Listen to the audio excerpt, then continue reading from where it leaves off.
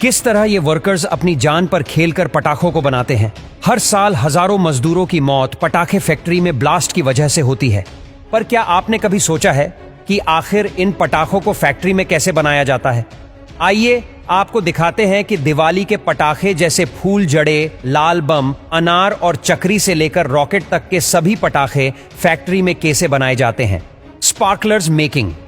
फुलझड़ी को बनाने के लिए सबसे पहले तारों की जरूरत पड़ती है, जिन्हें एक एक करके ब्रेकर में लगाया जाता है। फिर उस ब्रैकेट को इस स्पार्कलर्स के लिक्विड में डुबाया जाता है और उन्हें सूखने के लिए रखा जाता है।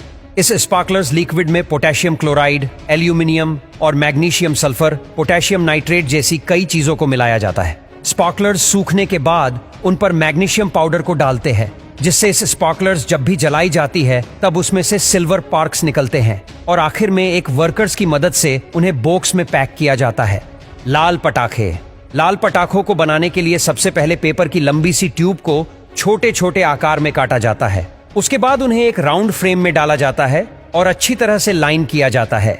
बनाए गए राउंड्स के ऊपर की तरफ से टिश्यू पेपर लगाया जाता है और नीचे की तरफ से मिट्टी को लगाया जाता है ताकि बारूद ट्यूब से बाहर ना निकल पाए।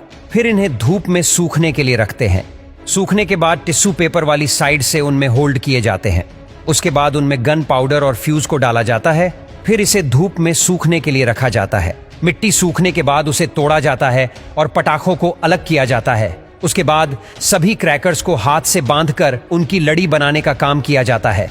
फिर उन्हें प्लास्टिक में पैक कर दिया जाता है। सुतली बम। सुतली बम बनाने के लिए सबसे पहले इन कार्डबोर्ड्स में बारूद को भर दिया जाता है और इन बॉक्स के ऊपर हाथों से धागा, जिसे हम सुतली भी कहते हैं, उसे अच्छी तरह से लपेटकर बांध दिया जाता है और शायद इसी सुतली के कारण इस बम का नाम सुतली बम पड़ा होगा। अब सुतली को लपेट लेने के बाद इन्हें कुछ समय के लिए सूखने के लिए धूप में रख दिया जाता है। फिर इन पर कलर कर दिया जाता है। ये कलर कुछ ही घंटों में सूख जाता है। फिर इस बम को इकट्ठा कर लिया जाता है और सुई की मदद से इनमें होल किया जाता है। अब इस होल के अंदर बारूद वाले धागे को डाल दिया जाता है।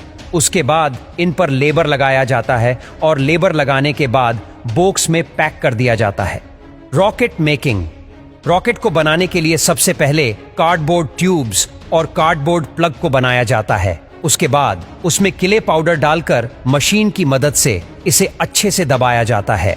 फिर उसमें गन पाउडर को डाला जाता है। उसके बाद ट्यूब्स में फ्यूज को अटैच कर दिया जाता है और ऊपर से कार्डबोर्ड प्लग लगाकर उसे बंद कर दिया जाता है ताकि गन पाउडर ट्यूब से बाहर ना निकले।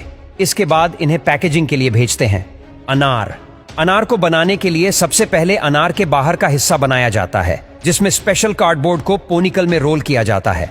उसके बाद बारूद के तौर पर मैग्नीशियम और पोटेशियम नाइट्रेट का मिक्सचर डाला जाता है और अब नीचे से कार्डबोर्ड प्लग लगाकर उसे बंद कर दिया जाता है।